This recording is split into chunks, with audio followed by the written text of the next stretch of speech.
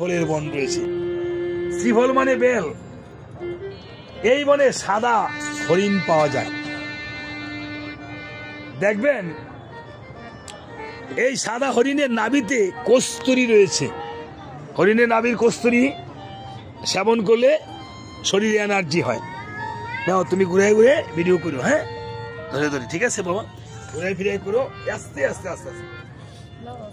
অমনি সেই বনে চলে গেছে হরিণ শিকারের উদ্দেশ্যে। এইভাবে তীর ধনুক নিয়ে বসে আছে রাজা দশরথ। কথাগুলো খেয়াল করবেন ভালো করে। দেখেন, অদৃষ্টের পরিহাস না যায় খণ্ডান। ইংলিশে একটি কথা আছে, what is plotted can not be plotted. ভাগ্যের পরিহাস না যায় খণ্ডান। এবার এইভাবে তীর ধনুক নিয়ে বসে আছে। আর এদিকে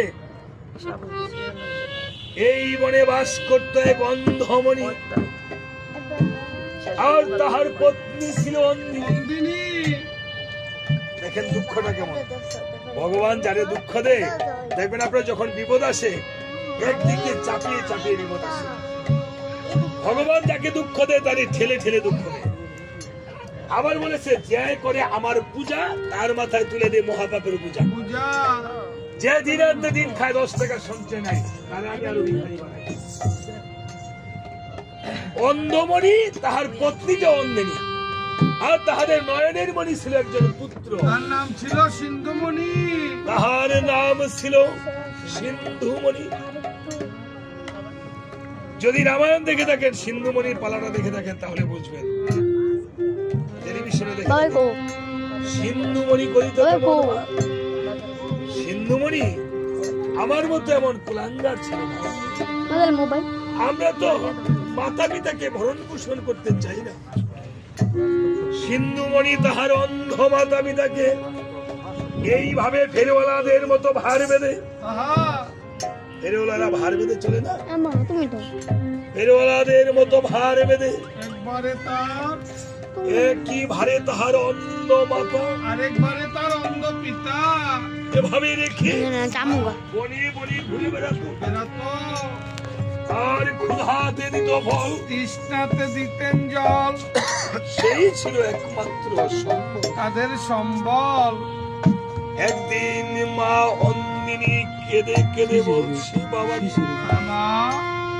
বাবারে সিন্ধুমণি, এই হতভাগী মায়ের পেটে জন্ম নিয়ে তোর শুধু কষ্ট হলো রে বাবা। না মা, এমন কথা বলো না, আমার কষ্ট বাবারে।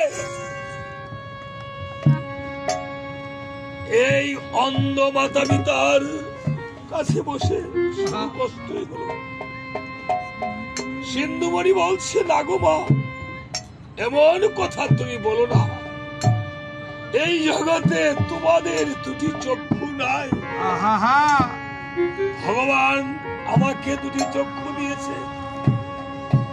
ভগবান যদি আমাকে এই শক্তি দিত,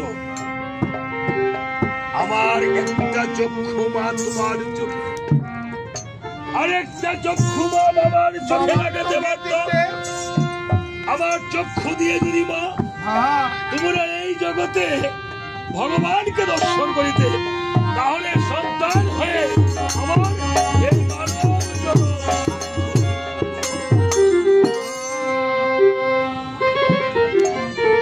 কেঁদে কেঁদে বলছে, বাবারে তোর চক্ষু দিতে হবে না, যা আমাকে একটু জল এনে দে, আমার যে জল পিপাসা পেয়েছে রে বাবা। এই বলে যখন জলের কথা বলেছে, সিন্ধুমণি একখানা কলসি হস্তে নিয়ে যখন জল ভরিতে গেল, জল ভরিতে ভরিতে যখন বুক্ষু বুক্ষু ধ্বনি হলো,